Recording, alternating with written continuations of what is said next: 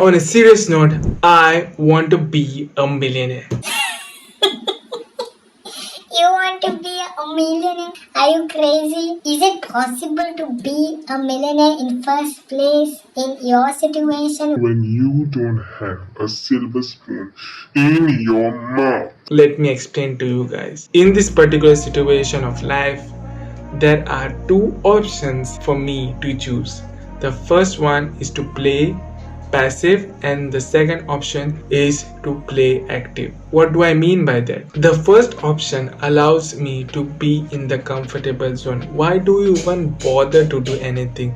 Just go for the 9 to 5 job, be present in the morning for the job, come back in the evening. Why do you want to think? Don't think. Why bother to do the YouTube videos when you know just 30 or 50 people are watching YouTube video? Why are you bothered to do in the first place?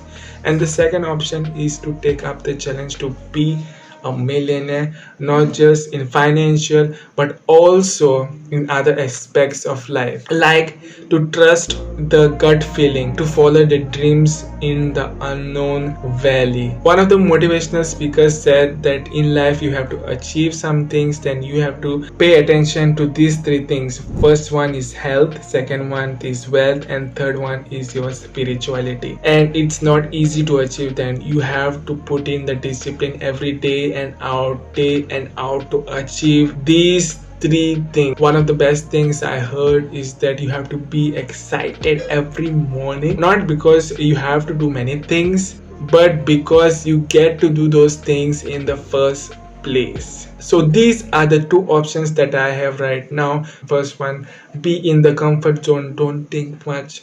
And the second one is to take up a huge challenge to be something. If you were in my place and had these two choices in life to do, what would you choose to do?